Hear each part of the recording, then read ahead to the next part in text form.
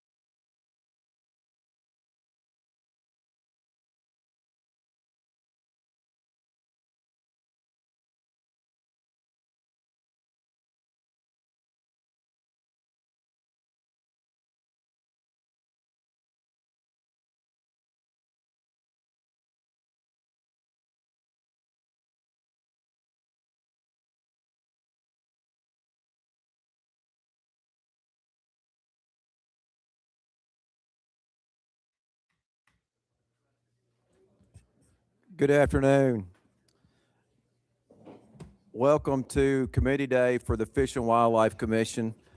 We welcome all of our visitors that made the trip to Buffalo Ridge Refuge. We welcome you. We also welcome our online attendees that are streaming in. At this time, I'd like to ask Haynes Torbett, Commissioner, to lead us in the invocation and pledge.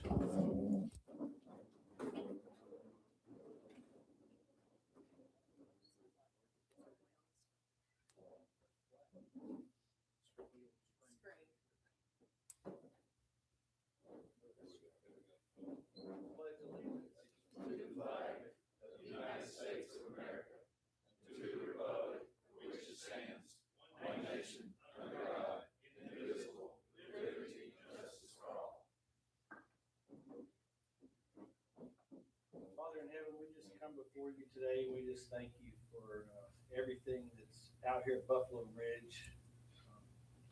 Lord, we just pray that as we preserve, conserve, manage, protect, and enhance the fish and wildlife of this state, you'd be with every officer. You just protect them, watch over them. You'd be with every member of the TWRA, and you'd also be with this commission to make wise decisions that are honorable to you. Lord, we thank you for your sacrifice on the cross for our sins. And we just thank you for this day and for all the safe travel. In Jesus' name, amen.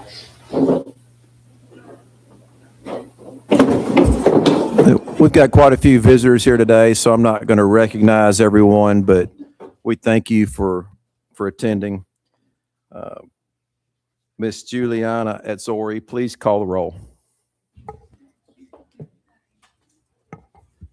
Monty Ballou. Here. Brad Box. Stan Buck. Here. Greg Davenport. Here. Steve Jones. Here. Ford Little. Here. John McCarty. Here. Rosemary McElhaney. Here. Rhonda Moody. Here. Chip Saltzman. Here. Haynes Torbett. Here. Steve Johnson. Here. Chris Devaney. Here. Chairman, we have a quorum. Thank you very much. I'd like to recognize the Department of Agriculture Commissioner Andy Holt, who's here with us today. Thank you for coming, Commissioner Holt. Do you have anything you'd like to add? Thank you. Director Maxedon, do you have a report? Yes, sir, I do, Mr. Chairman, and good afternoon, members of the commission, and good afternoon to a crowd. Always glad to see folks here from the public that are coming to offer public input. So thank you all. I know several of these members have traveled in a long distance, so thank you for some of you traveled all the way from the far eastern half of the state, so thank you for doing that. It's great to be in a rural setting like this. I always like to be in West Tennessee and be out in the country a little bit. This is our flagship station, Buffalo Ridge Refuge. There's many outreach events here that occur throughout the year. There's probably one of the best is Becoming an Outdoors Woman. We've really impacted a lot of folks through this refuge center here. A lot of first-time fowlers, a lot of first-time hunters, and different people get access to the outdoors. So thank you to the staff for all the hard work you do. Thank you to the staff for getting this meeting prepared for us today. I do want to start with a little bit of a legislative update. As you all know, commissioners, we have all been busy in session this year. So a lot of the commission has been involved. I want to thank you for the work that you've done. This commission and our executive team have worked tirelessly down at the General Assembly for the last several weeks. We're really working to secure dedicated funding, sustainable funding for the agency for the long term. And we recognize the importance of closing the structural funding gap. This gap was created by unfunded mandates. I do want the public to know that, and rising costs, and ensuring that we can continue to deliver the services that Tennesseans expect. This week brought significant progress, I'll say. I think that's probably the best way to say it. Senate Bill 2183, which was sponsored by Senator John Stevens, it passed unanimously out of the Senate Ag and Natural Resources Committee. And then House Bill 2138, carried by Representative Pat Marsh, advanced through the House Finance Ways and Means Subcommittee. These committee wins move the legislation toward the full Senate and House Finance Committees and then into the broader budget discussions.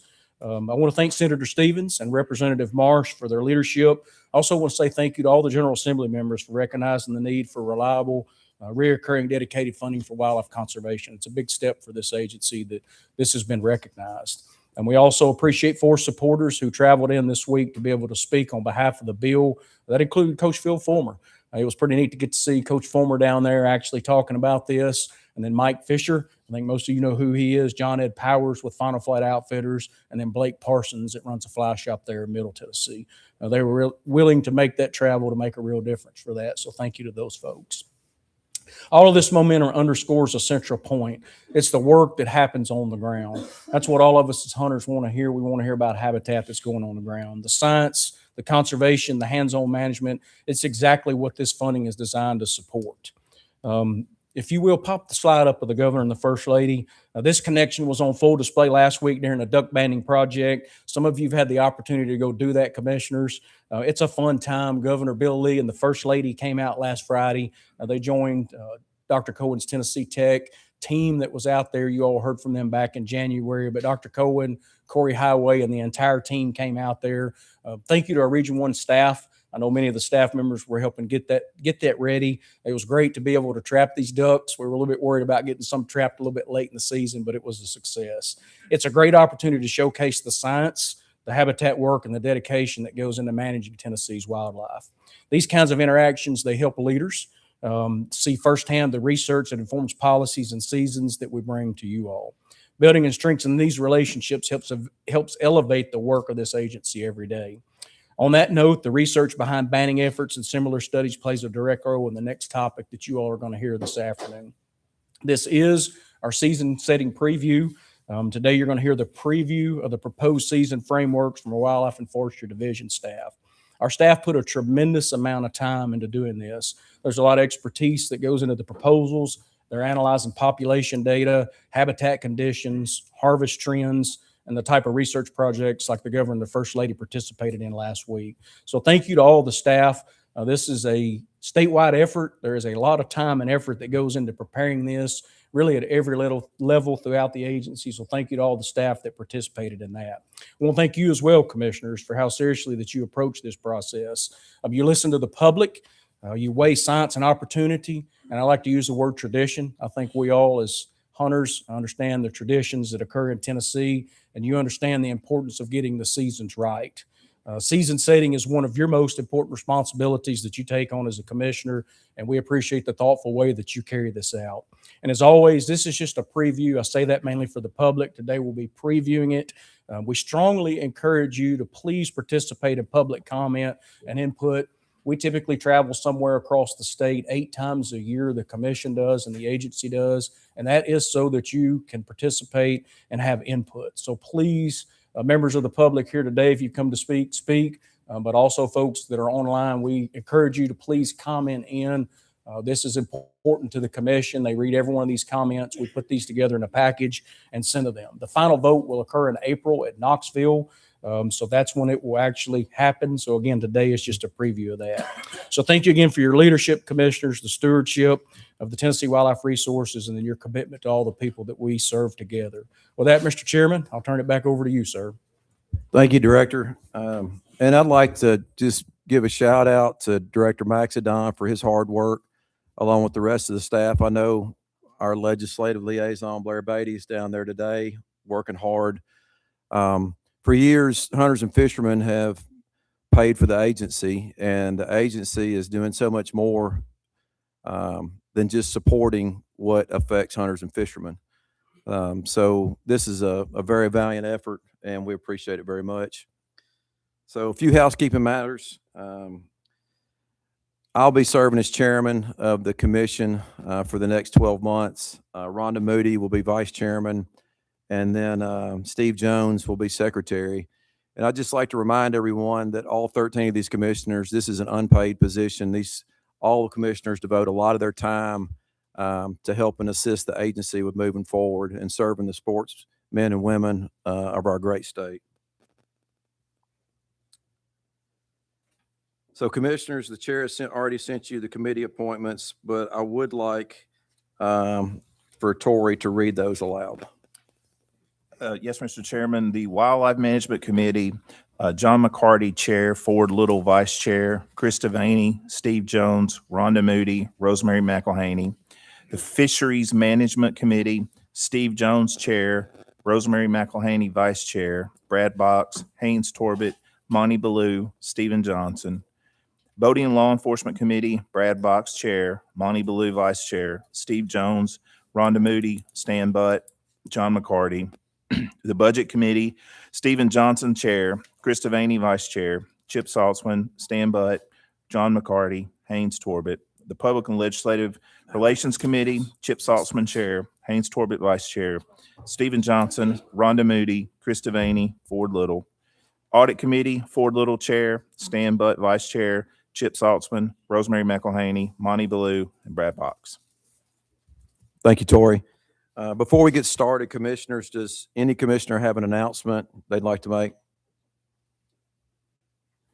All right, moving on to our agenda. I'll turn the proceedings over to the new Wildlife Committee Chairman, John McCarty. Thank you, Chairman Davenport. We're going to get started. I'd like to call our Wildlife Chief, Joe Benedict, for a recognition and to start the season preview. Thank you, Commissioners. It's great to be here. I would like to start off with a recognition. Many of you know, Wally Akins, our Assistant Chief over Habitat, retired in November. Wally was over all of our wildlife management areas, our forestry program, and our private lands program, and he was a great loss to the agency. He's still around. I've talked to him a couple of times. He's enjoying retirement. We have hired his replacement, Philip Earhart. If Philip could stand up. We introduced many of you commissioners to Philip today at lunch. Philip comes back to the agency. He worked as a law enforcement officer in the early 2000s. He then went to the U.S. Forest Service, where he had several different jobs before coming back to us. Actually, Monday was his first day. So we're grateful to have Philip here and looking forward to him being part of our team. So thank you, Philip.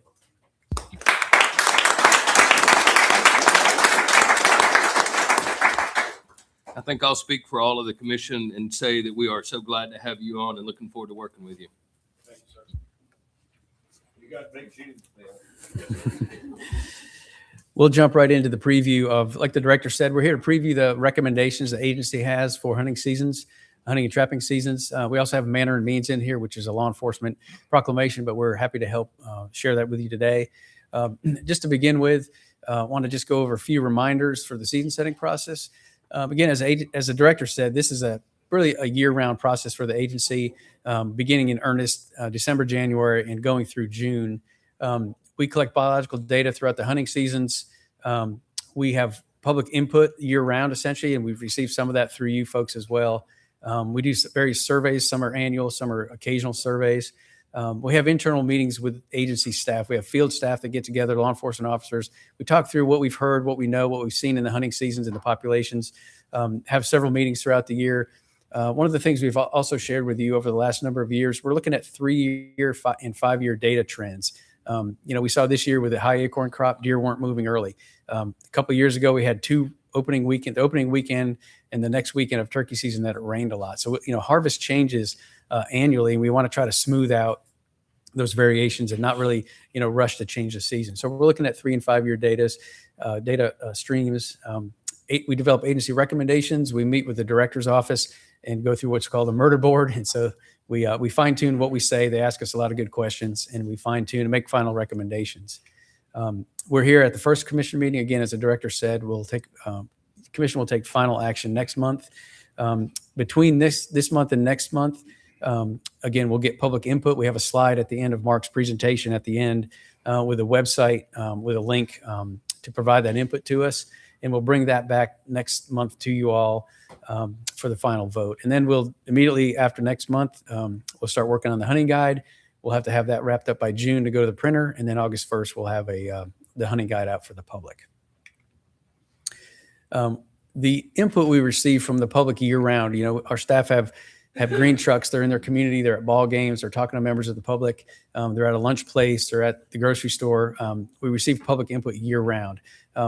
The wildlife management area managers, our officers, their phone numbers are public. So they're hearing constantly from constituents in the field. We accept these comments year round. We have an email address that's up year round. Commissioners, you shared ideas with us. All of these things have gone into these meetings and analysis that we mentioned earlier. So again, we're going to look for public input after today's meeting. Just a little outline of kind of what's ahead. my next slide and my final slide, and Mark will take over, is the list of the proclamations that we'll share with you today. Then Mark will come up, we'll go through each of the proclamations, all the recommended changes. We'll have a good debate, discussion with answering whatever questions you guys have on the proposals. Again, public input will come until April, when you guys will then hear the final recommendations. So big game hunting seasons and bag limits. The agency does not have a recommendation on this. It's the first time in a long time that we've not had that. So deer seasons seem to be pretty well placed. The bag limits and those things are really good. We know there's been discussion about turkey season. And so we have some slides. Mark will go through that. I know there's been interest from commissioners and members of the public on that. We will share the harvest summaries of the big game species like we do normally. We also have the National Wildlife Refuge proclamation. We have a partner request. It's at Big South Fork. They've asked for some changes in their hog season. The migratory game bird season, again, no change for that. We want to share the dates with those seasons and provide those to you guys. I'm not sure how this is out of order, but we have a manner and means proclamation. We're going to talk about some changes to the language around trapping to kind of modernize that. And then fur bearer and trapping season as well for the trapping piece of this. And then, of course, we have a few slides, a good number of slides on the wildlife management area system with some statewide changes and also some individual wildlife management area changes. So that completes my piece. I'll ask Mark McBride, Assistant Chief of Game Species, to come up and probably lose his breath with all the talking he's going to be doing next.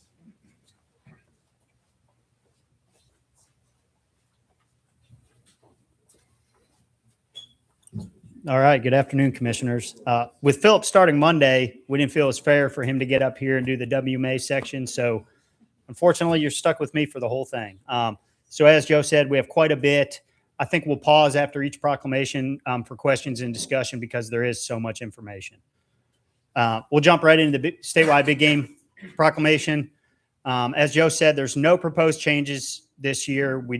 If nothing changes, we don't even have to mess with the proclamation because all of the season dates in there are evergreen, meaning they're just generic dates.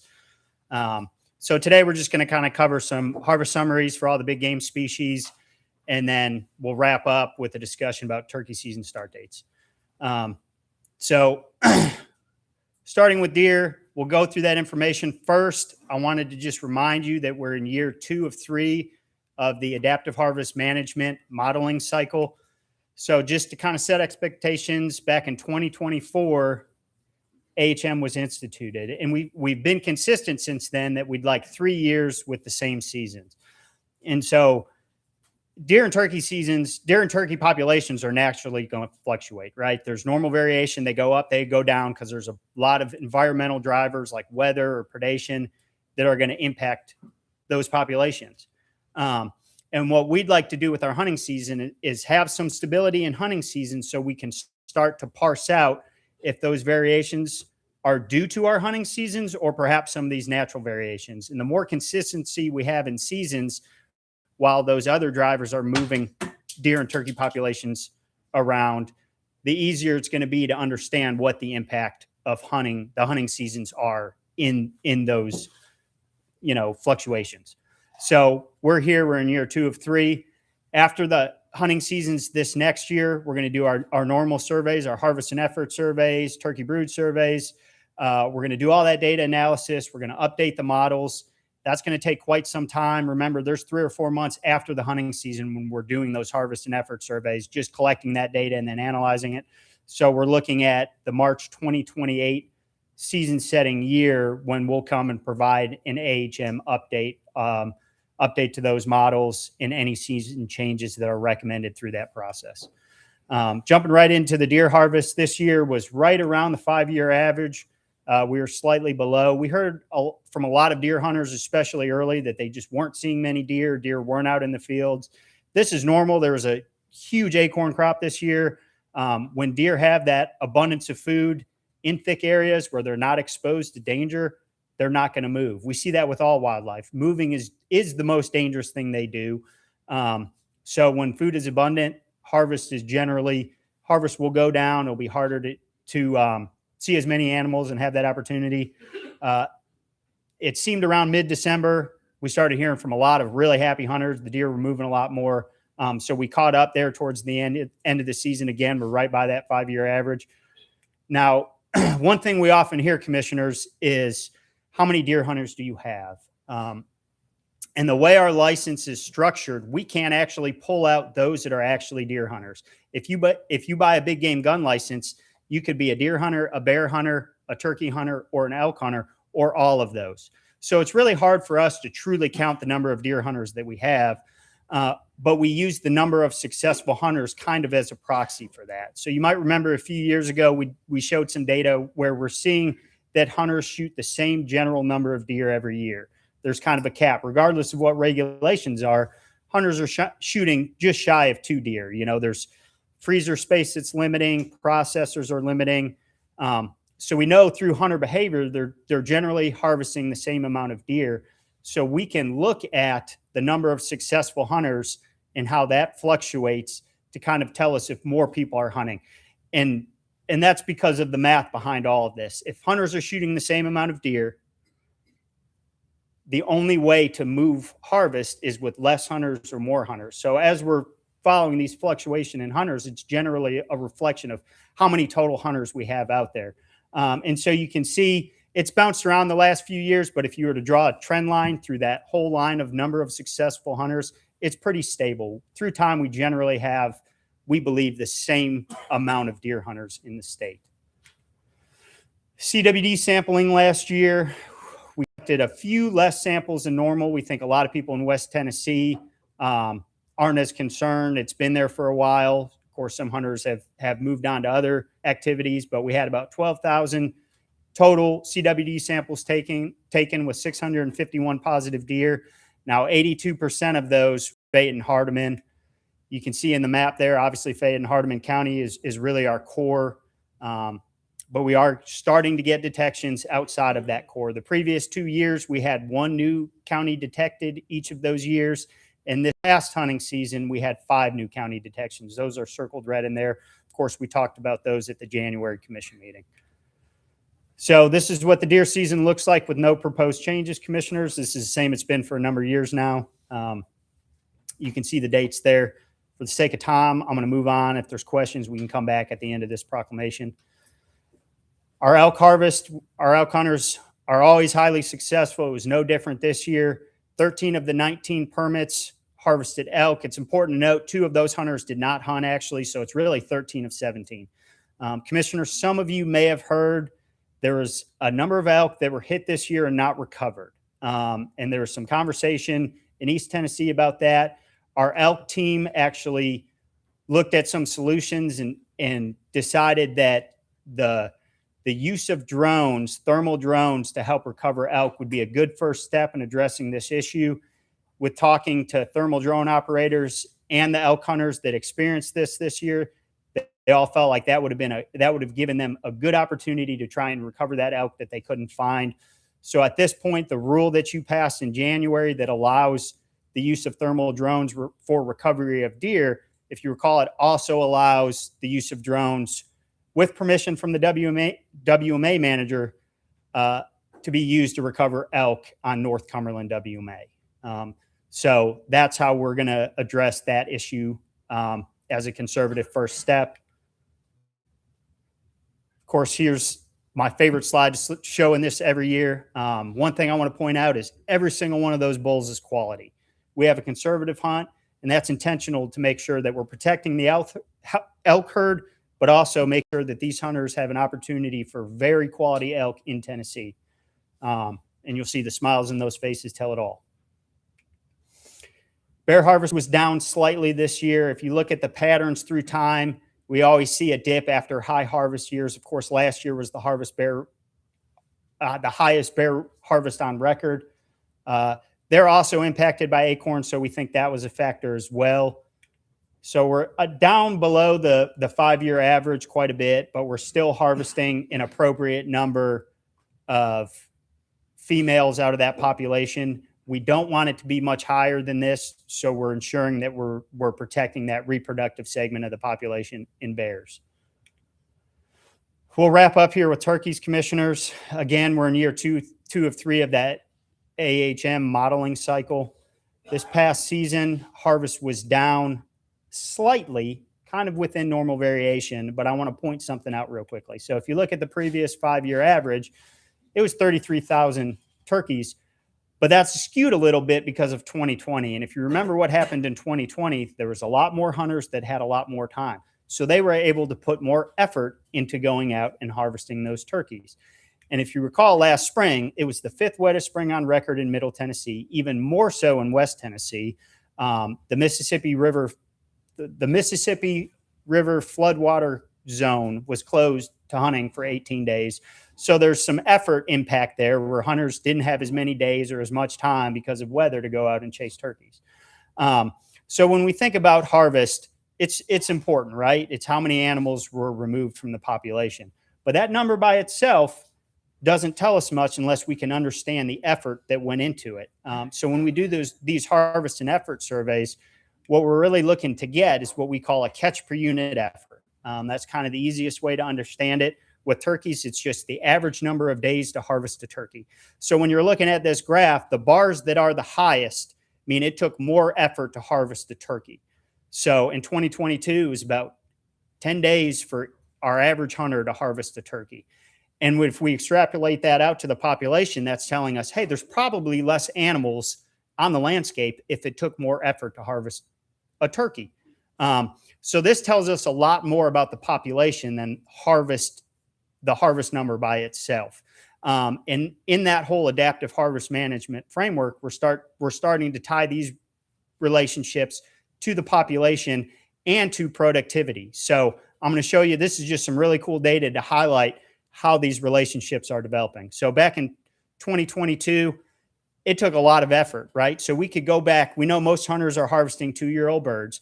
We can go 2 years prior to our brood data and see what happened.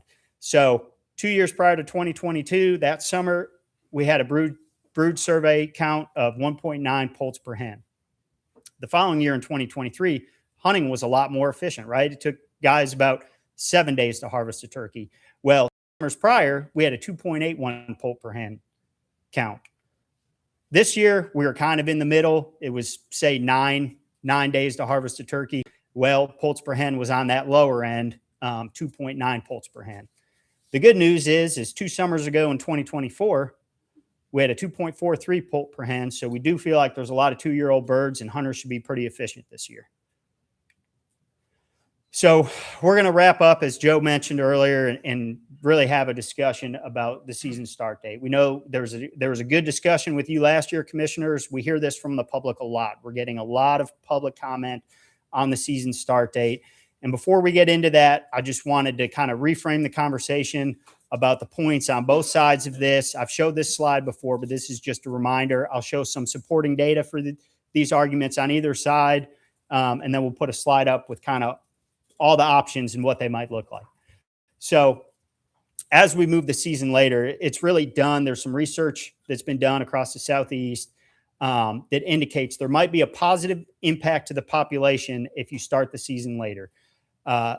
Hens are kind of nest initiation is starting in that early April timeframe. And if you start hunting after that, it gives time for the hens to nest and be undisturbed. And therefore nest success through time is higher. Poult survival is higher because there's a lot of poults that are born at the same time. And you get this effect called predator swamping, where the predators can't keep up with the amount of young poults that are on the ground. So that's a theory that's kind of been established in the research. It's been found in some research. Now, there's also some research, including the research done by the University of Tennessee, funded by the agency, that did not find that effect in Tennessee. So that's how this whole conversation started. And since we've moved it back, we have seen that the later start does have better youth hunting. The youth weekend that starts the weekend before the statewide season, there's been a lot more success. The adult hunters have also had more success with the later opening weekend. That's just to say across those 2 days on that weekend, they're killing more birds total. Now, across the whole season, we're not seeing higher harvest with the adults. Now, with the earlier start, those hunters are advocating for that traditional experience. There is a lot more gobbling. Gobbling is going to peak earlier in April around that peak nest initiation time as well.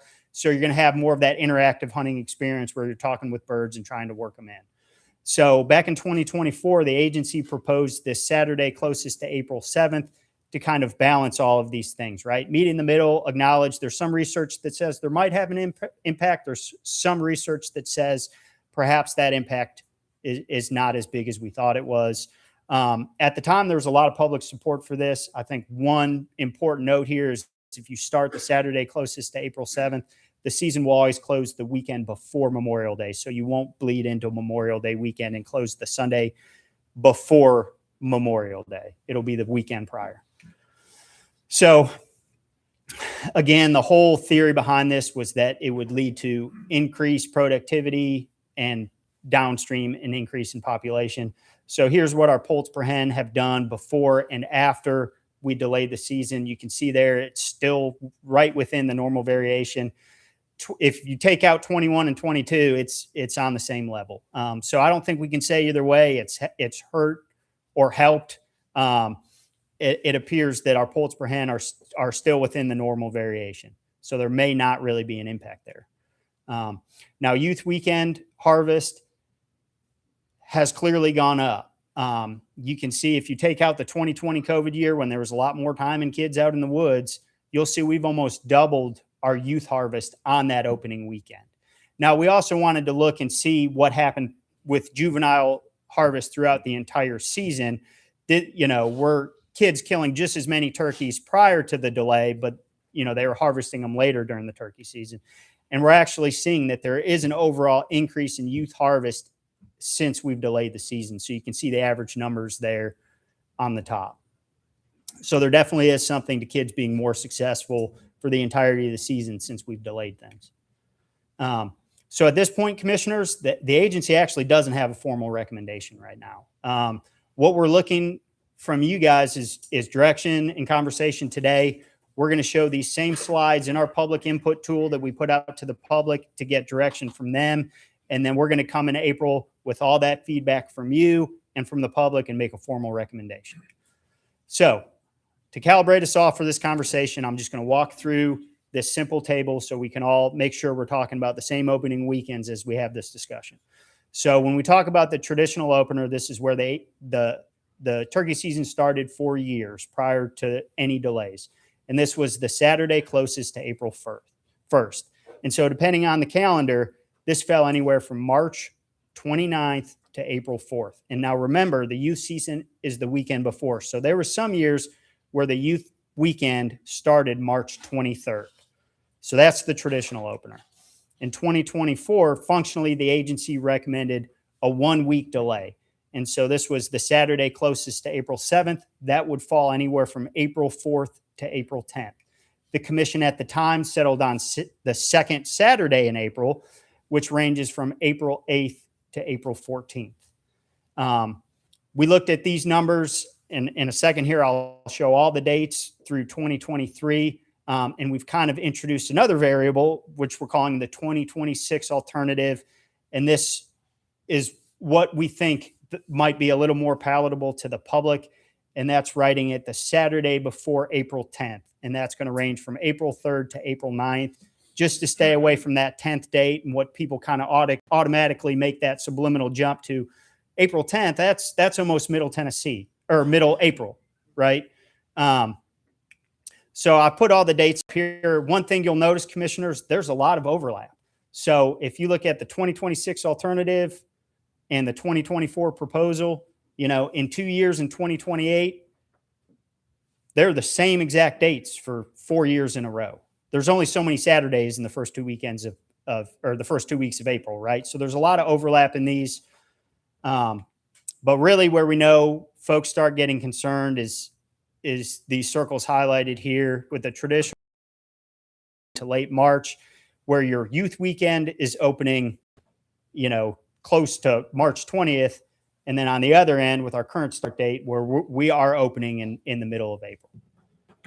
So I believe this is my last slide here, commissioners. So I'll stop here for questions. We can go back to any slide you'd like to see. Thank you, Joe and Mark. We'll start off with the committee going through.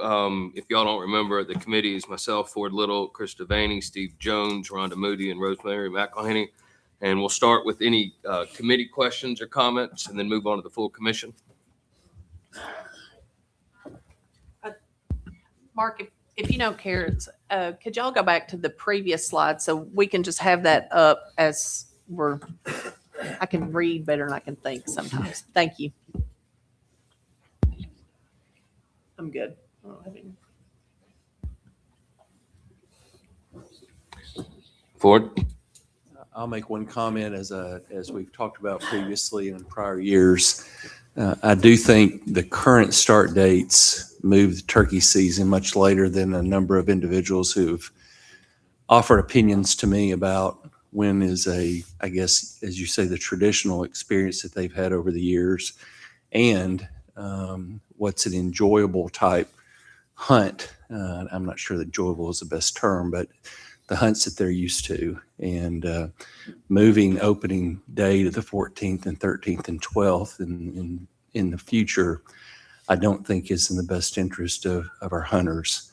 I do appreciate, Mark, you all considering the 2026 alternative. That seems to be something that would be palatable to hunters, and at the same time recognize that we want the youth to get out, have a better opportunity of better weather, and encourage them to have more success in the woods. So at least from my standpoint, and given what I've heard from a number of constituents, I think the 2026 alternative might be something that everyone should consider and evaluate, that would strike the balance between what people have experienced in the past, and at the same time recognizing the concerns that the commissioners have had the last couple of years.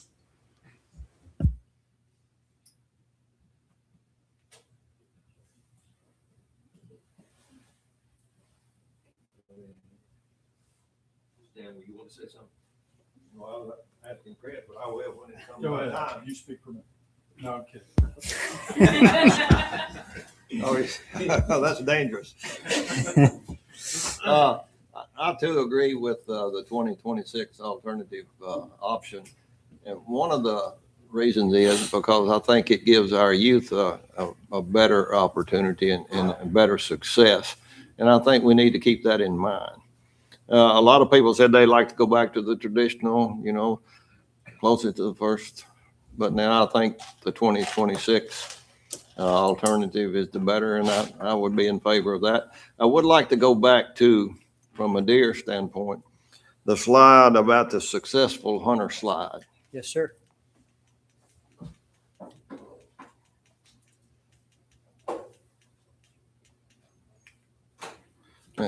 Can you move over just a little bit to your right? Okay. What was interesting to me is you said our harvest was close to the 5-year average, but if you analyze the graph, the top line, then it appears to me that our take this past year was considerably higher than many of the previous years. Although 2 or 3 years skewed the average. And so I think that's worth noting, that if you count, 1, 2, 3, 4, 5, 6, 7, 8, 9, 10, 11, 12, 13, 14 of those years were below the average. And so there were more years below the average than they were above. And so I thought that was an interesting observation there as far as the number. Yes, sir. There's a strange dip, and I don't know if we've ever fully investigated or understood it, but clearly from that 2016, 17 timeframe until the last 2 or 3 years, there was kind of an odd dip there, and we're not sure, as far as I know, why that took place. Well, I think that speaks to the population as far as hunters, as far as take, as far as when they were in the field, as far as what they were doing now. If you look at Commissioner Blue here, he waited till the last day, to hunt 1 or 2. But, it's interesting that we did take a pretty good number this past year. So. Yes, sir.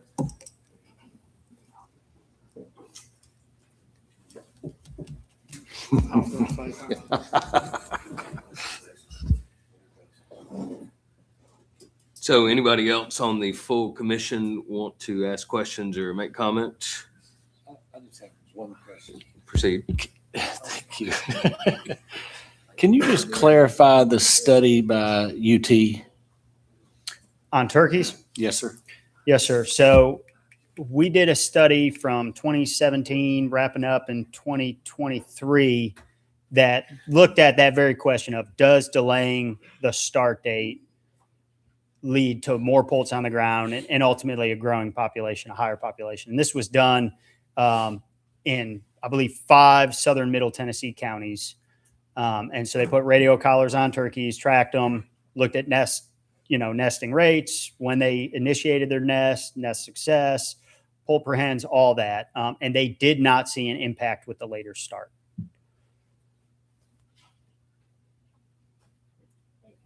Yes, sir. Did you notice any effect of the early freeze as far as fertility on any of the eggs? No, sir. I don't believe we did. Okay. I can't recall those details. That was 2 years ago now. I know several around where I usually have an abundance of poults that some of the predators destroyed some of the nest earlier this time, or this past season. This past season. Commissioner Moody?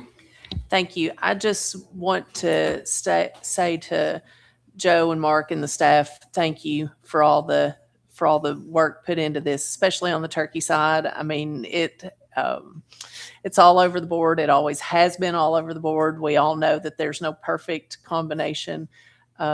Boy, if there was, it would be great. But weather and hunter interest and everything else, lots of variables. But I like the not real proposal, but the alternative in there.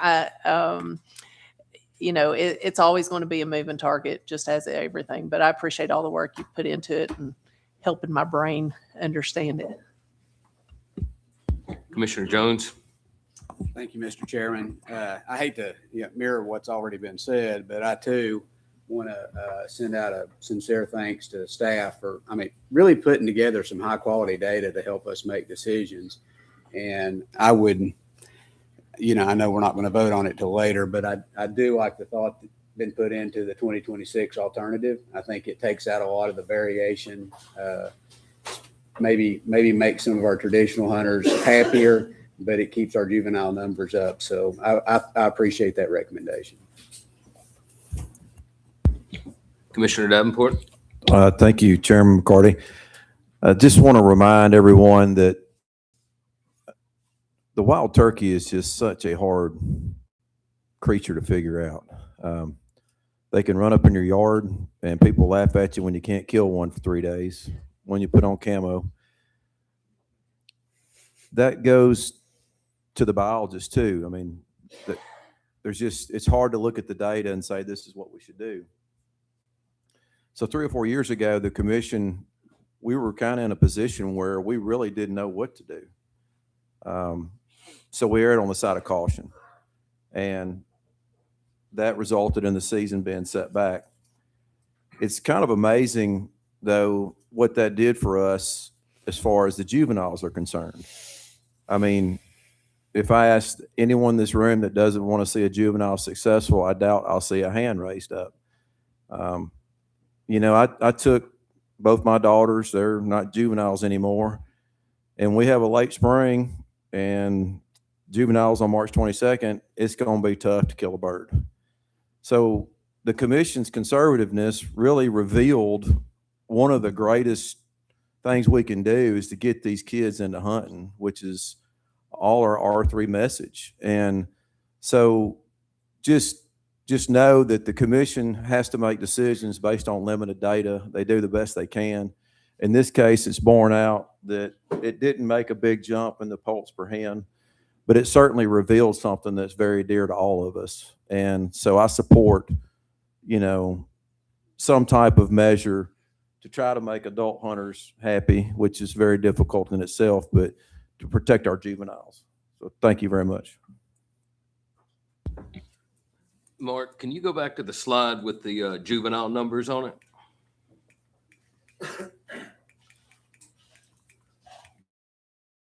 But I think that is a good number. Not that juvenile number, there we go. Okay.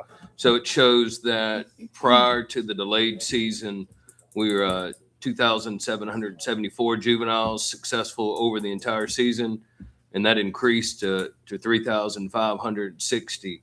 Do you think if we went with the 26 alternative that we still have enough delay in the juvenile to keep those numbers there?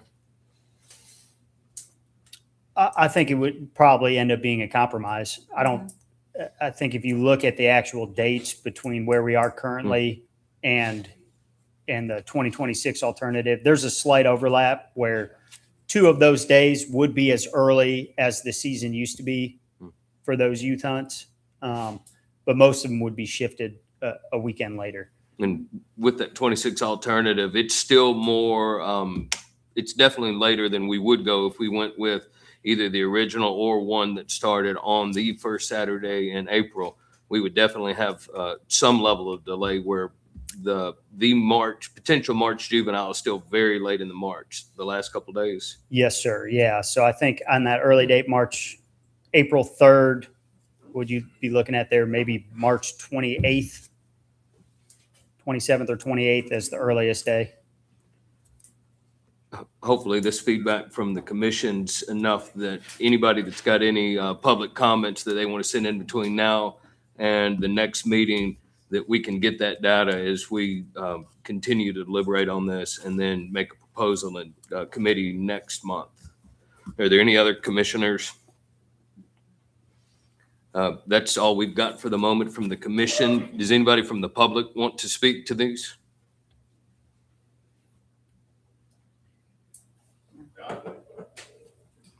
Please come forward. If you'd state your name and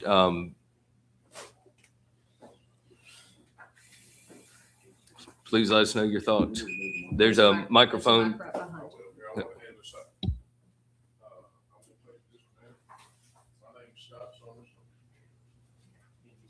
Can you speak to the mic for the record?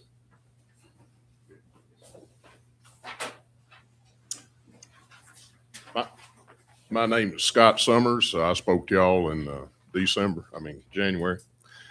I wanted to say I agree 100% with the 2026 alternative.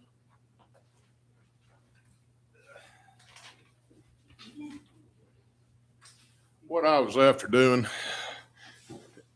I took all your data, and on page 1 there, the mid-state is the supreme leader of turkey harvest. And really what I'm trying to do is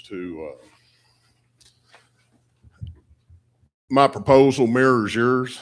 What I'd like to see, the biggest thing I'd like to see is y'all consider offering a 3-bird bag limit. And I outlined that on the very last page there.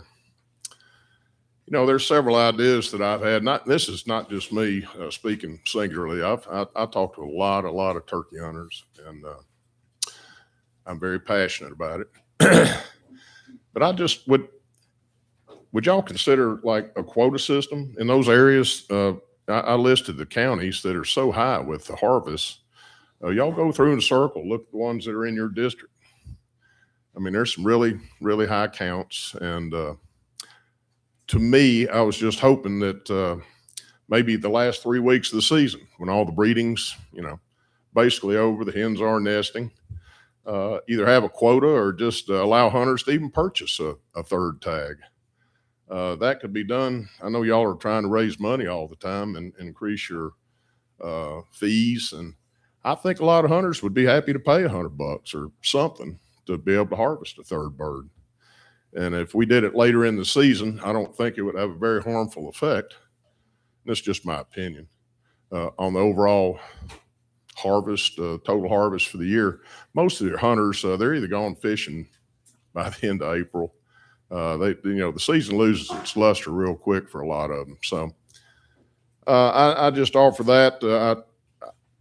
you look at what I proposed, it's exactly what you're talking about right there. And I wouldn't mind seeing it end, the middle of May, quite honestly. But for all the hunters to have the same opportunities, just look at those real high kill zones. Look at those in your districts that you represent, and consider offering a third bird alternative. It may be a way to do it.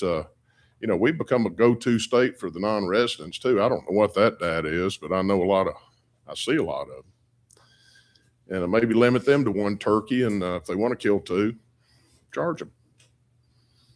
Look at license fees. It's it's an opportunity to make a little more money as well too. So that's my spiel. I appreciate just getting up to be able to talk to you, and I commend you guys. Y'all done a fabulous job. Really, I'm not trying to rock the boat.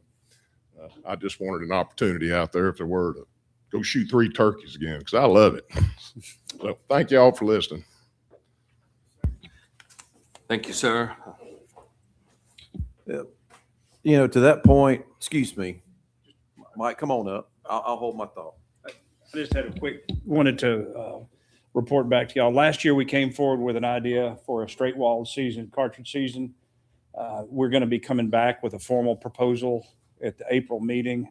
We did run another deer survey this year. We've had great response. We haven't tabulated all the results. There's like 3,300 responses. So just wanted to give you a heads up. Didn't want to ambush anybody with that, but it should be an interesting result. I also want to take the moment to say thank you to Mark and Joe and everybody. We hear more about turkey stuff than almost anything. I'm sure y'all do too.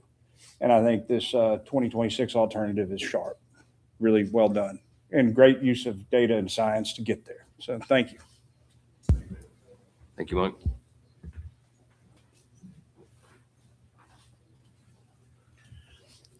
Clarence Dyes, Lebanon, Tennessee.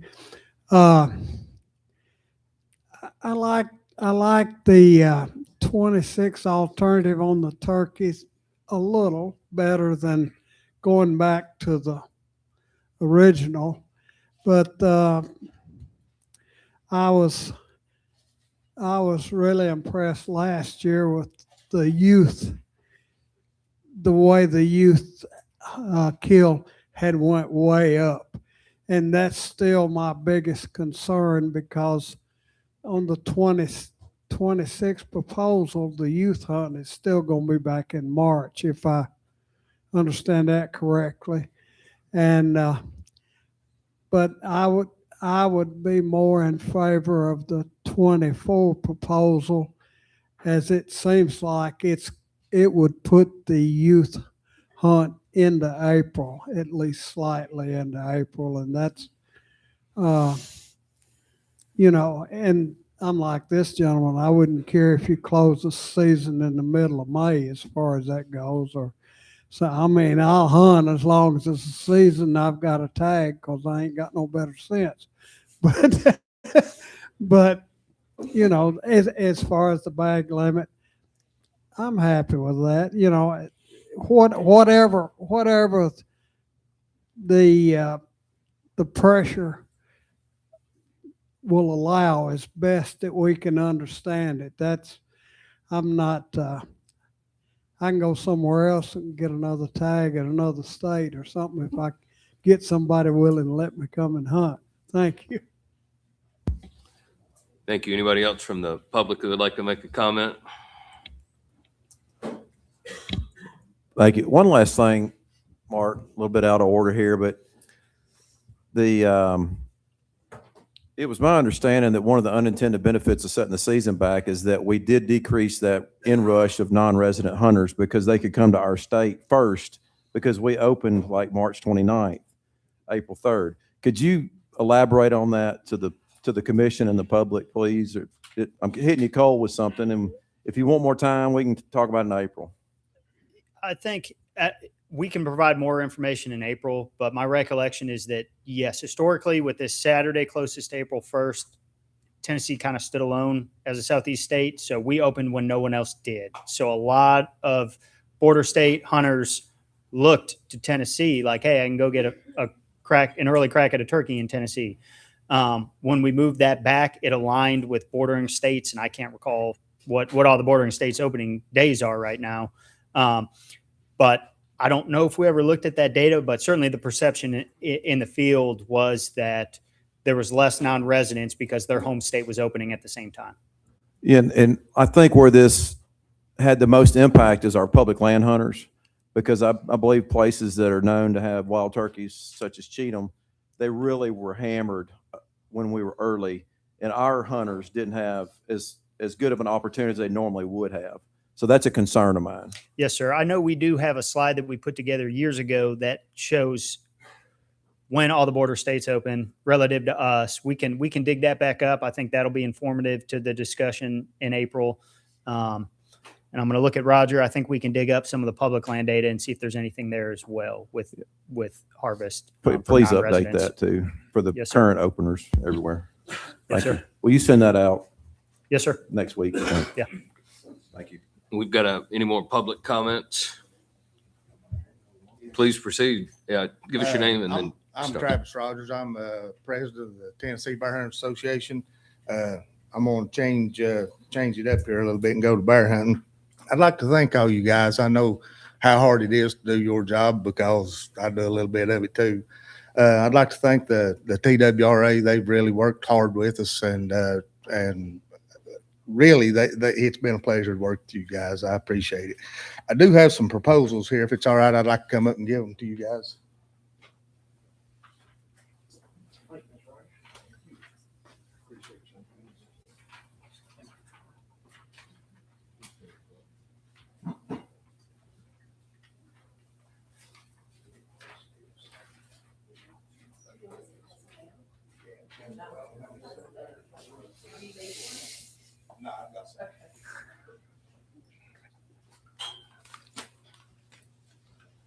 The proposal, first of all, we'd like to thank you guys for our spring training season on private land only. We're working real hard trying to get the Forest Service to let us have some on public land as well.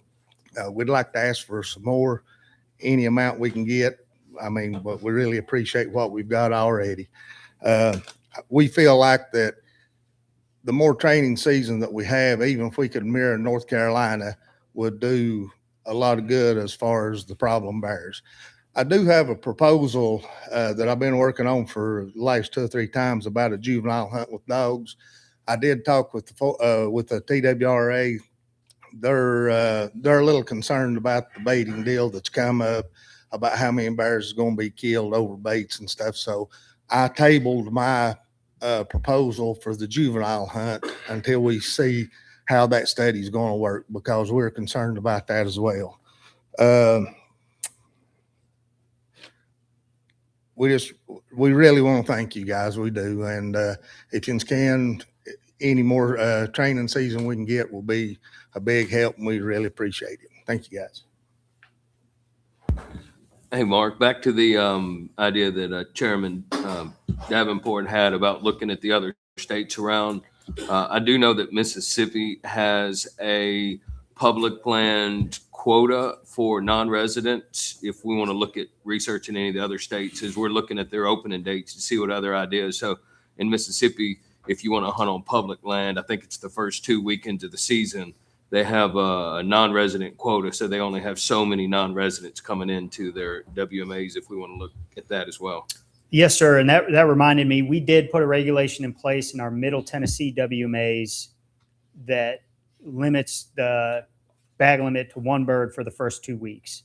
And that was designed for non-residents coming in, so that once they shot 1 bird, they had to, either go to a different region or a different state. And my understanding is that has helped a lot in these Middle Tennessee WMAs, just lowering non-resident pressure. Thank you. Anybody else from the public have any more comments?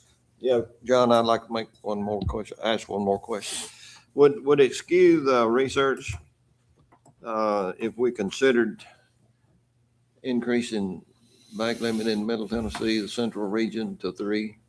And, and looking at the numbers that have been put out, that's over 2 times more birds in Middle Tennessee, Central Tennessee than we killed than the other regions. That might be a possibility. That, from the adaptive harvest management side, that would make it much more difficult for our models, especially this first iteration where we've got these 3 years and we're trying to kind of calibrate all the predictions in the models. Changing the bag limit would make it difficult for us to parse out exactly what the role of harvest was versus these other environmental factors. So I think from a bag limit standpoint, the agency would not recommend that at this Okay. time. Well, that was my question. Thank you. Fred Walker, Maryville, Tennessee. I didn't know whether you were just talking about turkeys right now or whether we're talking about other things. So I didn't know whether I needed to talk now or wait. It's always a good time for you, Fred. All right. Well, thank you. You know what I want? I'm just asking to have an opportunity with the Wildlife Committee to actually give all of my documentation and my evidence that I've not been able to present in my 2 or 3 minutes during the year. You probably have only heard 30% of all the information that I have to support my position. And I'm just asking for the opportunity, pleading for the opportunity for somebody to actually listen to what I have. That's all I'm asking. Thank you. Fred, I'm gonna ask Mark, since he's the one standing at the podium, if now is the best time to dive into some of the other ideas or considerations that y'all have got, or if y'all have got another section that y'all want to go over that might include some information that Fred would like to hear. Yeah, I think it's fair to just say it now. I'll show this slide at the end, but we've been working with TDEC, their state parks division, to add some deer hunting opportunities. And so they're going to propose 8 new deer hunts on state parks, and 2 of those are going to be flintlock hunts. And those are going to occur at Frozen Head State Park and Fort Loudon State Park. Those are going to be along the lines of exactly what you're asking for. I know you've been talking to state parks as well. That Frozen Head State Park hunt will be on 8,000 acres, and it will be a week-long hunt. I am a little familiar with what he's talking about because Blair has sent me some emails saying that she's under discussions. But I also do have a petition I guess I would like to submit. Is this a proper time for me to submit my petition? But if you could submit the petition to the agency and then have those guys work on it, and then they'll go over it at the April meeting. So I'm not allowed to submit it to the commission? Email it to us. Email would be best. You can submit it to us by all means, and anything that you want to go over with it now is acceptable. Well, I guess I would like to read it if I can then. How long do you think it's going to take? It's 2 pages. I'm going to defer to Chairman Davenport on the time. Well, first of all, our email addresses are on our website. We're free. Any information you want to submit at any time, it's there for you to do that. So that's in your court. I think the agency's trying to work with others to benefit you. So if you've got 2 pages you'd like to read, please proceed. Okay, thank you.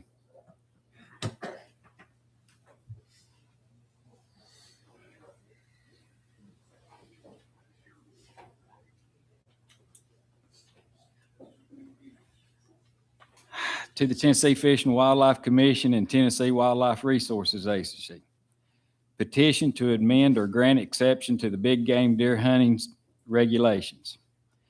Come the undersigned petitioners and petition to the Tennessee Wildlife Commission and to the Tennessee Wildlife Resources Agency to amend the big game regulations to include antique firearm season and to authorize the use of firearms during the prescribed deer hunting season without the requirement that hunters wear daylight, fluorescent orange or pink, and to otherwise exempt firearm hunters from the antique firearm hunters from orange-pink clothing requirement. Petitioners propose that the rules and regulations be amended to include an antique firearm season beginning immediately following the conclusion of the youth deer hunting weekend held during the established archery season and shall continue until the opening day of the regular archery muzzleloader season. The duration of this segment shall be 12 consecutive days. A second segment of the proposed antique firearms deer hunting season shall begin at the conclusion of the regular gun muzzleloader archery deer hunting season and shall continue until the commencement of the youth deer hunting weekend in January. The duration of this segment shall be 5 consecutive days. If approved, the proposed antique firearms deer hunting season would yield substantial economic, ecological, and cultural benefits to the state of Tennessee and its residents. First, the establishment of this season would provide a measurable economic stimulus to local communities by attracting residents and non-resident hunters to participate in a specialized antique muzzleloader season. The state can reasonably anticipate increased occupancy in local, got my paperclip in the way, local lodging establishments, greater patronage, and restaurants and retail businesses, and highlighted sales in hunting-related goods, equipment, and supplies. Such activity would contribute directly to the local revenue streams and support small businesses across the region. Second, in light of the thriving deer population in West Tennessee, which at times poses challenges to both the urban environments and agricultural operations, the proposed extension would serve as a controlled and regulated wildlife management measure. The designated flintlock antique muzzleloader period should provide an additional opportunity to manage numbers responsibly. This approach would assist in maintaining ecological balance while reducing the reliance on more aggressive and less publicly favored control methods. Finally, and of particular importance, the proposal offers the meaningful education, cultural benefit. The antique muzzleloader represents a tangible connection to Tennessee's early history and to the pioneering spirit of those who first settled and developed this state. Permitting its use during the designated season creates an opportunity for younger generations to engage directly with the history, practices, in lawful, supervised, and constructive content. This is not merely a symbolic resignation of the past, rather, it constitutes experimental education that reinforces historical awareness, responsibility, and respect for tradition. For these reasons, the proposed season advances legitimate state interest in economic development, wildlife management, and historical preservation. It is respectfully submitted that this approval would serve the public interest by strengthening local economies, promoting ecological stewardship, and fostering integral appreciation of Tennessee's heritage. By the antique firearms law as described, the term antique firearm means any firearm not designated or redesigned for using of rimfire conventional centerfire ignition with fixed ammunition and manufactured in or before 1898, which would be including any matchlock, flintlock, percussion cap, or similar type of ignition system or replica thereof, whether actually manufactured before or after the year 1898. And also the firearm using fixed ammunition manufactured in or before 1898, for which ammunition is no longer manufactured in the United States and is not readily available in the ordinary channels of commercial trade. Petitioners respectfully request a public hearing and adoption of the proposed amendment and/or exemption. Signed, Wesley Van D, Trey Walker, Joshua Hall, Jordan Henderson, Fred C. Walker. Thank you. Thank you. We're going to take about a 15-minute break and reconvene at 2:30 Central Time. Thank you.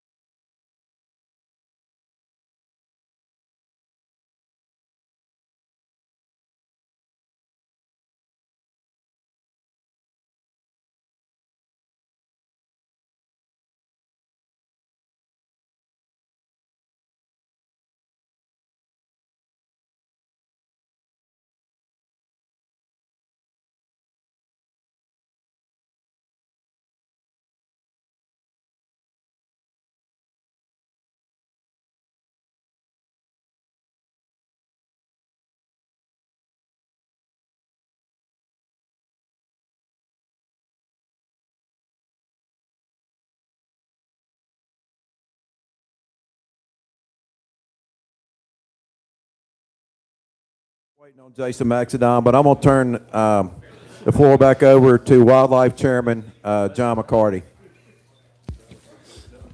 I'd like to thank everybody that took some time earlier to speak during our public comments. Obviously, we've still got more Wildlife Committee things to go through. Mark and Joe still have more presentations.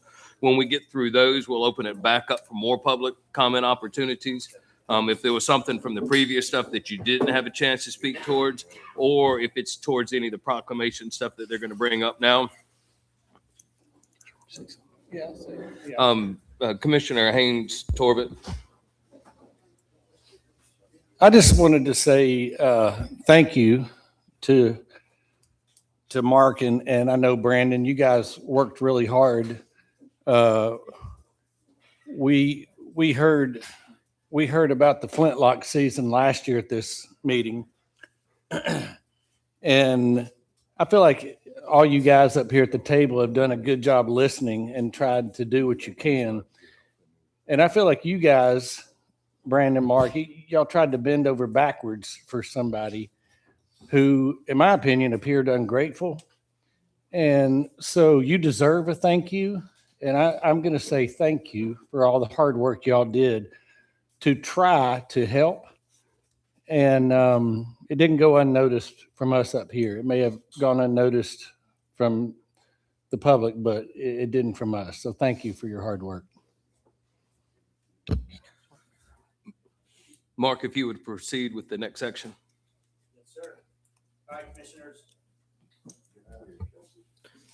All right, commissioners, there will be a couple miscellaneous proclamations here we'll go through pretty quickly, and then we'll wrap it up with the WMA proclamation. So manner and means, we've got 3 proposed changes. 2 of these are to align the manner and means proclamation with rules that you all just passed. The first, obviously, there was a bill that came out of the legislature that required us to create rules around deer baiting. So we have to add that into manner and means. Similarly, we have to clarify that drones and dogs can be used to recover deer. And then lastly, the agency is recommending some trapping section revisions. We've worked with the Fur Bearers Association on these, and it's really mostly a clarification of outdated definitions. We're going to adjust some incorrect trap specifications that were in this proclamation. And then we're going to remove some obsolete language that was in there around trap sets and holes, caves, dens. They're usually known as cubby sets. We're going to remove that. We're going to allow cell cameras to be used to monitor traps. So this will meet the 24-hour requirement so hunters can watch their traps in real time and see if an animal's in there, and they can actually get out there quicker and recover that animal if it does get trapped. And then lastly, we need to clarify that baiting and lures in conjunction with legal trapping devices are allowed for trapping. So we'll move on.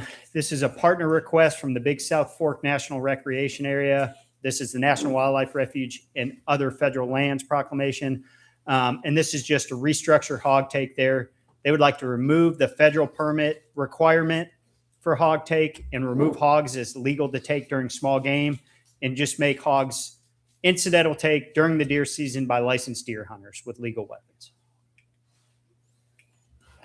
Moving on to the migratory game bird hunting seasons.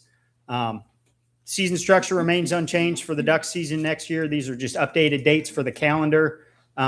You will see a red line proclamation. We're just standardizing that proclamation with all evergreen dates just to reduce the administrative burden every year of having to go in and plug in individual dates. It will now just be set up that it's the same dates every year until something changes.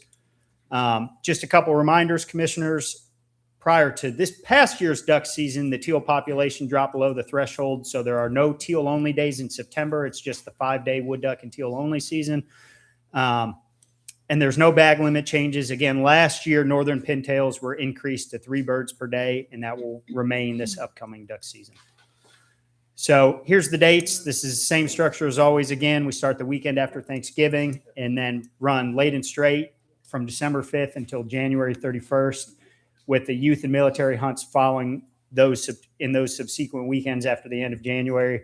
The good news is it works out exactly how duck hunters would like it on the calendar this year. So you can see December 5th is a Saturday. So the first split and the second split will start on a Saturday, and the regular season will end on a Sunday.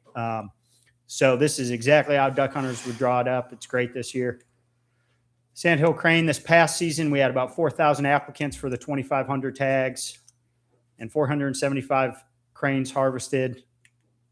We run that season late and straight every year, so it's December 3rd to January 31st, regardless of where those days fall on the calendar. Of course, with the 3-day closure in the Southeast Crane Zone around the Crane Festival in orange there. We've got 2 proposed changes to the Fur Bearer Proclamation. The first is to expand striped skunk trapping to year-round. This will align it with hunting, where hunting is already allowed year-round.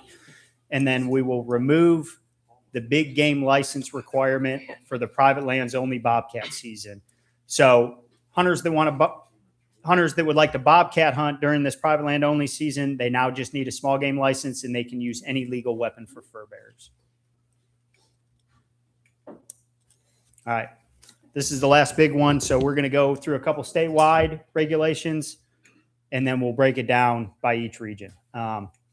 So before we get to the actual proclamation, this is just for awareness, commissioners. There's no action on this. You'll hear this at a later meeting, but we are proposing 2 WMA rules that will fit in the statewide WMA realm. So the first is to establish the authority to enforce posted notices on WMAs and refuges. So currently in rule, we have this authority on public hunting areas, but for some reason we don't have it on WMAs and refuges. So for example, if we put a sign up that says foot traffic only on a WMA, we actually don't have an avenue to enforce that. And some individuals have figured that out and are taking advantage of it. And then the other thing, this is an existing policy we'd like to codify in rule, and that is to prohibit in public hunting areas. Now, every 2 years by rule, we're also required to review the list of duck blinds on our WMAs. The agency recommends no changes to these. You can see the breakdown of tier 1, tier 2, and quota hunts and pools on the screen. So these are proposed proclamations in April. The first is just to add dove hunters to the list of those hunters that do not need hunter orange or pink. We include water. Somehow there's an oversight and we did not include dove hunters. They need to be. And then secondarily, to align with that manner and means change that we need, is to clarify that baiting and lures for trapping are legal, again, in conjunction with legal trapping devices. Moving on to Region 1, we've got 3 WMAs, Big Sandy, Gin Creek, and Barkley, where we're clarifying that deer and small game hunting is allowed outside of the sub-impoundments on that the late duck season is closed. So this is making sure hunters know they do have that opportunity. It's there. There was some confusion in the existing language. Buffalo Ridge Unit 1, which is actually the property on now where we have these outreach hunts, we're proposing to move the youth hunt 1 weekend prior to the October statewide youth season. So it would just be shifting it 1 weekend earlier. In Region 2, Bark Camp Barrens WMA, we're proposing to extend quail and rabbit dog training seasons to the last day of February, and to align with that, extending the rabbit season to the last day of February as well. Moving on to Region 3, Bridgestone, Firestone, one of those units, the big bottom unit, we want to align the antlerless bag limit on big bottom unit with the rest of Bridgestone, Firestone, WMA. These would follow Unit 4 limits. On Catoosa Ridge Refuge, we'd like to add 3 quota deer hunts with antler point restrictions. These are going to target older age class deer. Added a women's R3 event on that property, and then add 2 quota turkey hunts in the spring. We've got a partner request from Fall Creek Falls. This is a state park where we host hunts. We would add 22 additional quota permits and increase the deer bag limit from 2 to 3. This is a very popular hunt. They scaled back a little last year. They feel like they can offer more of that opportunity. At Uchee WMA, this is actually the second most popular WMA in the state. It requires almost as many points as President's Island. I don't know that, but it's very popular. There's a lot of older and big bucks there. So they want to lean into that and restructure the hunts a little bit. So they're proposing to reduce the overall number of quota permits and remove one of those quota hunts, but increase the length of the existing hunts so that hunters have more time to chase those older deer during those hunts. And with that, they would increase the antler point restrictions and remove the earn a buck that was put in to try and harvest does. They feel like the doe population is under control. That was highly unpopular with hunters. So at this point, it can be removed. And then lastly, there's a number of Region 3 WMAs where we'd like to remove some language in the proclamation that closed those areas. This is to align with the fisheries proclamation that you all passed back in January, just to expand fishing opportunities. Lastly, Region 4, we've got a clarification on Kiker Bottoms Refuge that hunting is archery only until the November 15th closure. At Cove Creek and North Cumberland WMAs, the overall antlerless bag limit is going to be reduced from 3 to 2, but the restricted harvest duration would be opened up so that harvest of antlerless deer could be any time during all of muzzleloader and gun season. So just kind of simplifying, if you're out there hunting at any time during muzzleloader or gun season, you can take a doe or a buck. And along with that, we would align the antler bag limit with the statewide season so that you could shoot 2 bucks in any weapon season. 2 bucks total for the whole season, of course. At Odie Mills Refuge, this is another limited quota opportunity where they're really targeting older age class deer. It's adjacent to the North Cumberland WMA, which is over 200,000 acres of open public hunting land. So they would like to clarify that the antler point restrictions do apply to sportsmen hunt there. This is really targeting those bow hunters that even at a young age are interested in chasing older age class deer. And then Chuck Swan WMA, there's a change to the archery quota bag limit to allow antlerless deer to be taken in addition to an antler deer. So it would be, it's currently 1 antler deer. We're proposing to change that to 1 deer, either sex, and add that bears may be taken during that archery quota hunt. Now the turkey population at Chuck Swan has been declining. Success has dropped drastically over the past 10 years or so. So to align opportunity better with the current turkey population on Chuck Swan, we're recommending reducing those turkey quota permits from 150 to 25 and reducing the total number of hunts from 5 to 2 and prohibiting jake harvest. And I mentioned this earlier. This is the slide about, the work that we did with state parks to add some opportunities to deer hunt there, including those flintlock hunts. So I think I'm going to wrap up with the public comment slides real quick, and then we'll just go into questions. So again, we encourage the public to go share their thoughts. We're going to put a bunch of this information into a Survey Monkey that's going to go on our website. It will be sent out in the press release so folks can go watch exactly what happened, see the slides, understand what the regulation proposal comment directly on those. We'll summarize all that, package it up. Of course, commission will get it to you before the meeting. We'll have summaries at the April meeting where we'll present the overall public sentiment on these proposals. Of course, if hunters want, they can just email us at the website or at the email address that's on the slide there. If they'd like to go and provide public comment through our webpage, if you go to tnwildlife.org, scroll down to that banner that says public notice and comments, you can click on that and you'll see the wild. So that's it, commissioners. Let's start with questions and comments from the Wildlife Committee. Commissioner Moody. I would like to publicly thank the good Lord above for allowing the calendar and duck season to align this year. It's just very important to me. Thank you. Any more important comments? Anybody else from the Wildlife Committee? I've got a quick question. Is there any theories on why the turkey population is down at Chuck Swan? I think in general it's habitat, sir. That's a state forest. It's a lot of industrial pines, not a lot of high quality turkey habitat. So it's just been natural attrition through time, is our thinking at this point. That's what I would say. Why wouldn't we just shut turkey hunting down instead of just authorizing 25 hunts? There still are some birds there, so we're really trying to just align the opportunity with what's available on the property so that there's not overcrowding, so people can still have a high quality hunt. Any other wildlife committee? We'll open up to the full commission. Commissioner Butt. Now, this goes back to the deer hunting on state parks.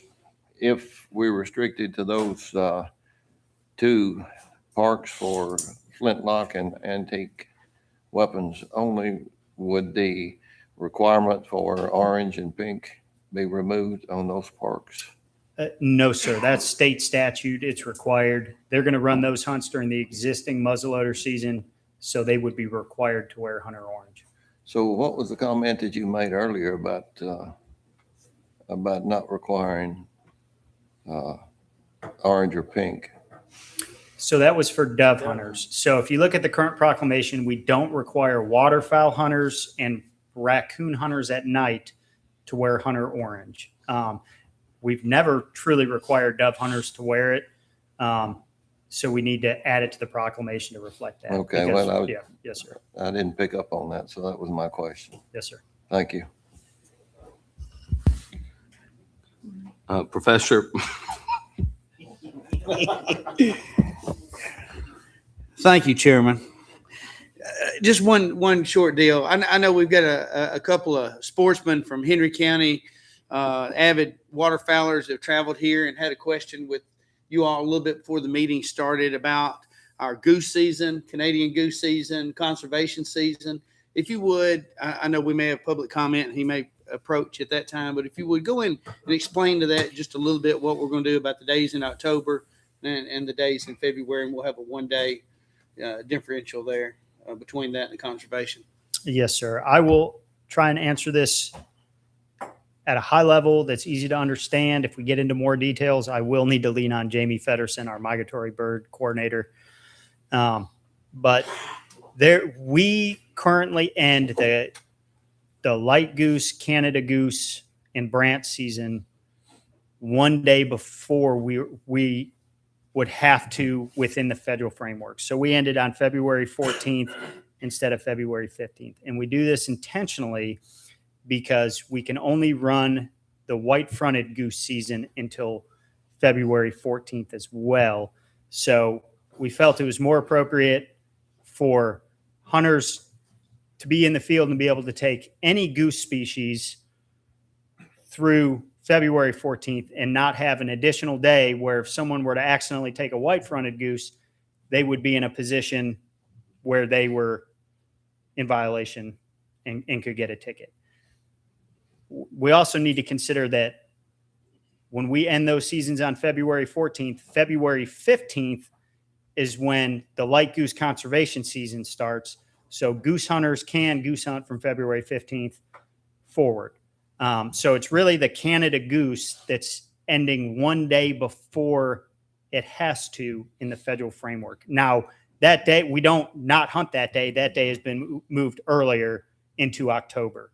So we do maximize the total number of days that we have under the federal frameworks. But it's really a simplification thing to make sure hunters know if they're in the field at that time, they can shoot any goose species. Got it. Thank you, Mark. Chairman, I yield back. Yeah. Any other? Hey, Mark, what would be the problem if we ran Canada goose season through February 15th, other than the hunter's obligation, to shoot the right species? Would there be additional enforcement costs to the agency? What are some of the other issues that could occur? The only, and it's not really an issue, the only thing it would do is delay that conservation season when hunters can hunt with unplugged shotguns and electronic calls. It would delay that 1 day. That would have to be pushed back 1 day. But as far as enforcement costs go, They That would conservation is be in primary snow geese and Ross's geese, correct? Yes. Okay, thank you. Any other questions or comments from the commission? Anybody else from the public have any comments from the previous or the current presentation from Joe and Mark? Want to speak?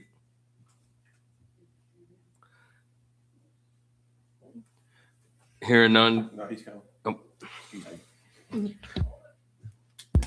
If you just tell us your name and lay it on us. Can I turn it up a little bit? Sorry. My name is Wesley Gerton. I'm from Paris, Tennessee. And my suggestion would be to bring the Canada goose season all the way to the February 15th federal deadline.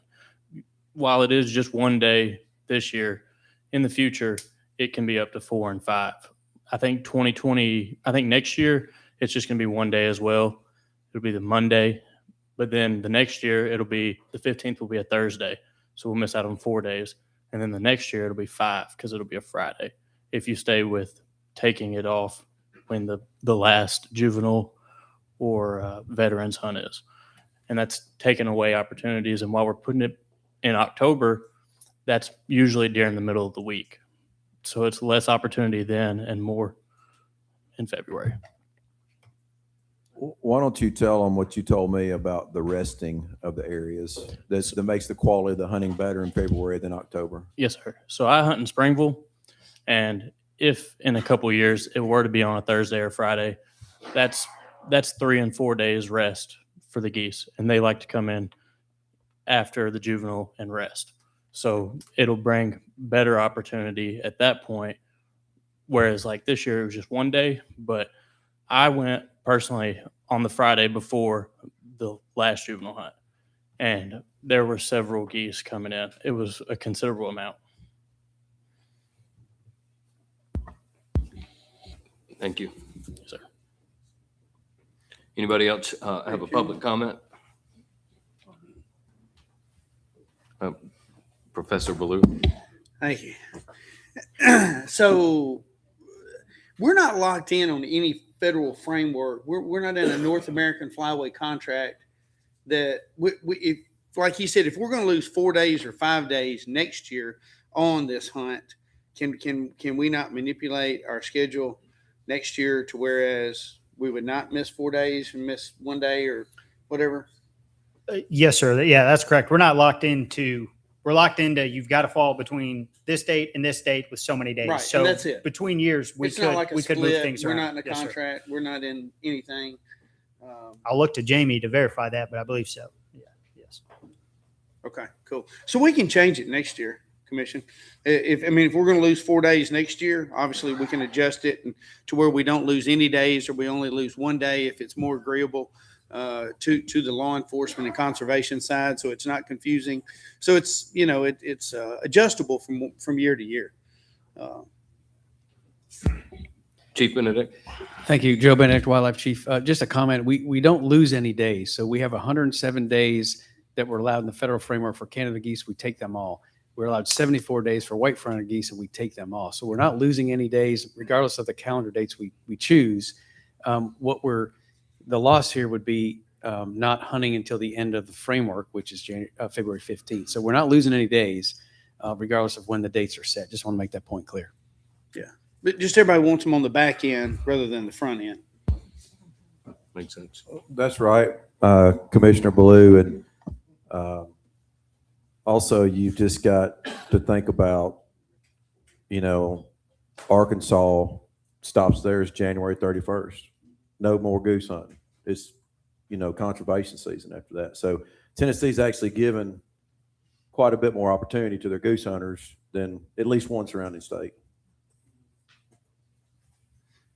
Any more public comments? If not, that does conclude the business of the Wildlife Committee. Back to you. Thank you, Chairman McCarty. And thank you for all the comments and spirited interest in, the way we set seasons in this state. I'll now recognize Commissioner Steve Johnson, Budget Committee Chair for Budget Committee business. Thank you, Mr. Chairman. We've got Ken Tarkington, our budget chief, going to come up and give us a financial presentation. And he has assured me that he's not going to go over every page of that book. I'll be done within an hour, sir. First slide, second slide, if we can get there. Okay. I'm reporting through the month of January. That's the last month fiscally that the state of Tennessee has closed. And on this slide, I'm detailing the budget for the boating fund with the projection of income from the boat registrations. And we're pretty well on target with a difference of about $8,700 positive. On the expense side, we're at almost 36% of the allotment for the year, which is on key. Next slide is the wildlife fund. And if you notice, our projections are $1.3 million above, or rather our collections are $1.3 million above the projections. Back when the fee increase did not go into effect, we adjusted the sales, the projection back some. And in consultation with the chief of the license division, we've exceeded almost each month since July. And a lot of that is based on a marketing effort, primarily with the online with Brant. And that's a good thing. So we're $1.3 million or $1.361 million above projection for the year. On the expense side, we're at almost 41% of the budget, which is pretty well on key. Next slide is the wetland slide.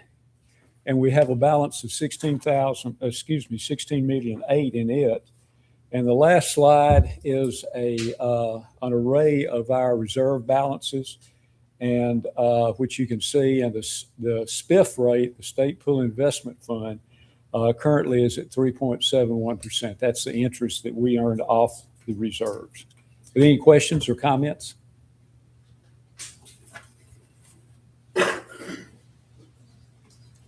Thank you. Done within the hour. Thank you, Chief. Hold on just a second.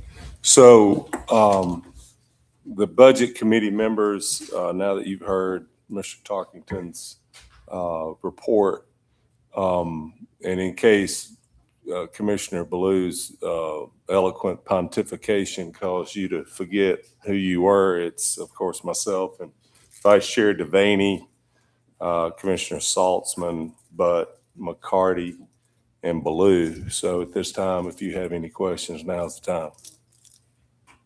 Yes, sir. Commissioner. As always, Chief, I'd like to commend you on your prediction of projections. It amazes me that you have that ability to always see into the future, and you're to be commended on your efforts. And I thank you very much for that. Thank you, sir. And now for the commission, any questions? No, I would just like to say kudos to marketing for driving the license sales up. It's gonna be the way to go. Any further questions? Okay, thank you, sir. At this time, Director Fiss, you're recognized for the financial report and budget expansion request, please. Yes, sir, Chairman. So I've got 9 budget expansions for you today. 7 of them are in the Wildlife Fund and 2 are in the Boating Fund. And I want to go through these pretty thoroughly here. I sometimes glance over these, and I want to share a little more detail this time. So the first 2 on this list are in our fisheries division. They're for FY26. And these are grants that we get from the Fish and Wildlife Service once a year. So we don't budget these ahead of time until we know we're getting them and we know the amount that we're getting. The first grant is for aquatic nuisance species. And a majority of this fund is used to pay for interns on invasive species projects in the state. That's how we use that money mostly every year. We've been really fortunate to get annual funding from the Fish and Wildlife Service to do all the research, all the commercial support that we've done for invasive carp. And that's due to a lot of effort from a lot of people that we've been able to get those dollars. That's 100% federal dollars. We don't have to match that in any way. So what we do is we take that grant each year, we expand our budget to be able to spend that kind of money, and then we carry that for that individual project through time until we spend it down. And that helps our grant accounting side to be able to track the money over time. The next item is for officer cell phones. You'll recall us talking about how our STS charges, or our charges from state government, basically have crept up over the years. Well, that's where our cell phone budget was as well. And the other charges have eaten into that to the point where we can't pay our phone bill. And that's what we need to be doing for our officers. And so we have to add $75,000 budget there. And that's going to be a recurring cost to us. Unfortunately, there are no federal dollars or outside money to pay for that. We just need another $75,000 a year to do that. That's that proposal. The next item is also for law enforcement, is for equipment purchases and repairs. I've showed this money as external from FEMA. Our law enforcement division was hired to provide security and help while they were doing all that debris cleanup on Douglas Reservoir. And that contractor actually paid the agency for their equipment time. So it's logical that we would use the dollars that we brought in for that to support law enforcement equipment repairs that might have come from that or any other place across the state, but to put it back where it kind of came from. So that on the wildlife fund side, it's $51,000. I'll have another one for the boating side. But that's a one-time, we've already collected that money. We just want to make it available to law enforcement to be able to spend it on needed repairs and equipment. The next item is the Hunt Fish Academy. This is a project that we contract with an outside agency or outside NGO. Happens to be the Tennessee Wildlife Federation, and has been since this academy's inception. It started in 1999. We want to add one more year to their contract to continue this important program. This is a recruitment. We talk about R3. This is a recruitment effort. They're one-on-one training, bringing people in to learn how to hunt, not in a very detailed way. They have some great programs. So we've been eager to give them this opportunity to put this program on the ground. The $598,000 will cover 1 year of that effort. They make all the match on this so that this is federal dollars, basic hunter ed money that comes through here, and we don't have to put any state dollars with it. So that's a big benefit. They come up with the other 25%. The next project is for FY27 is a cooperative effort that we have with the Rough Grouse Society, where they pay a portion of the cost of projects, and we pay the other portion out of the Wildlife Restoration Fund, or the Pittman-Robertson. You'll hear us call it that. So this is a $40,000 project. They got one more year on this contract that they need to show budget for. And the next one is also a wildlife project for early successional habitat. It's very, very similar situation. They've got partners, $700 project. So those are the wildlife ones. Again, they're all 1 year expansions, except for that one that's continuing for the officer cell phones. On the boating fund side, the first item here are the reservoir access improvements. This is a pretty specific project. Actually, it's on Norris Lake, an access area called Oak Grove, I believe. And this is where TVA is asking us for our expertise to provide access work in the form of courtesy docks and things like that. And they're paying us the $250,000, and we're putting the project on the ground for them essentially. And the TVA has been a great partner in getting projects like that going quicker. So we're happy to do that. And lastly is the law enforcement equipment. Again, this is just the boating side of all the effort that went into Douglas. We got reimbursed for our time there to the tune of $344,700. And again, those dollars are going to go mostly for boating stuff. So it could be vehicles that haul boats, or it could be some of this is going to be putting new fiberglass on the bottoms of boats, replacing motors and that kind of thing. So we're requesting approval of these budget expansions. If there's any questions.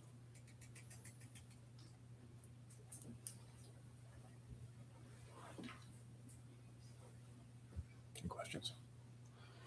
Thank you, Director Fiss. Any questions from the Budget Committee? And Commissioner? Maverick. I'd just like to say, great job, Frank, number one, but two, that tell the commissioners that $904,000 that we get from the U.S. Fish and Wildlife for the Asian carp has been invaluable in their work with TWRA. It has really brought the fishing back on Kentucky Lake and the Tennessee River. We've got a lot of big tournaments coming back in that we had previously lost because of the Asian carp population, and it has really worked numbers with our commercial fishing partners. So it's a win-win. I think it's one of our larger success stories we've had in the last few years. So thanks for that 904 U.S. Fish and Wildlife. Any more questions from the full commission? I have a comment or a question. We're getting dinged on social media a lot about ramps and improvements on access and different things. Is there some way with Emily and to address that, and maybe publish what we are doing, what has been done? I'm not too concerned about all of the negative comments, but I do think from a public relations standpoint that would benefit the agency to notify people what's been done and what's scheduled. Well, we can only do so many a year and address so many issues. So I think it would be good for us as an agency maybe to do a little PR on some of those to let people know what we are doing and what has been done. Yes, sir. Thank you. I think we could highlight the good work we do. So thanks. Any more questions? Okay, so I believe now the Budget Committee needs to vote to refer this expansion, these requests to the full commission tomorrow. So as the budget chair, I'll give that referral. Do I have a second? Second. All in favor, say aye. Hey, Any opposed? Having heard none, that expansion is referred. And Mr. Chairman, that concludes the business of the Budget Committee. Thank you, Chairman Johnson. That concludes our agenda for the day. But before we adjourn, I'd like to ask any members of the public that have signed up to speak to come forward and speak.